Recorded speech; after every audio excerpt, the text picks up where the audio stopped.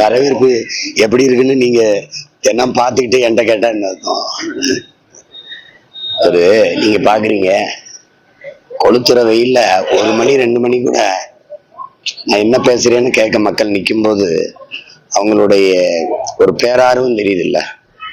நீங்க ஆட்சி நடத்துவேன்னு போட்டு காட்டும் போது உங்களுக்கு வேற ஒரு நாடு நான் காட்டுறது ஒரு கனவு தேசத்தை காட்டுறேன்.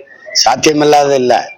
இப்ப கூட இரவு பாப்பீங்க, இந்த நாட்டுல நடக்குது இங்க செய்யறேன், அது அந்த நாட்டுல நடக்குது அது அப்படி இங்க செய்யறோம்.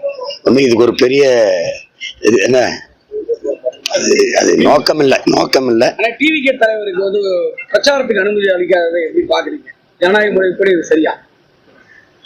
அது சரியில்லை. காலையில கூட அதான் சொன்னேன். நீங்க ஜனநாயகத்துல எல்லோருக்கும் சம வாய்ப்பு சம உரிமைன்னா அதை கடைபிடிக்கணும்.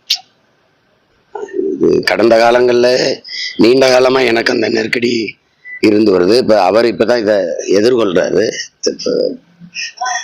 நான் உங்களுக்கு தெரியும், அதுல பழகிட்டேன், பயிற்சி எடுத்துட்டேன். அது கொடுக்கணும். அது யாரு அதை தேர்தல் ஆணையம் எதனால அதை தயங்குறாங்க கொடுக்காம இருக்காங்கன்னு தெரியல.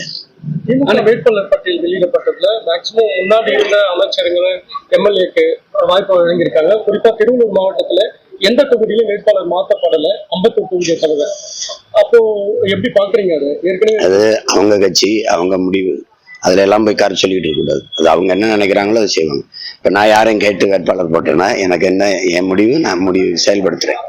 அது அவங்க கட்சி, அவங்க முடிவு. அதுல போய் நம்ம தலையிடு பேசக்கூடாது, பேசக்கூடாது. தொடர்ந்து கருத்து தெரிவித்து வந்த வீரலட்சுமி என்ற ஒரு பெண்மணி இன்னைக்கு அறிவாலயத்துல போய் பேட்டி கொடுத்துருக்காங்க. இதை எப்படி பாக்குறீங்க? திமுக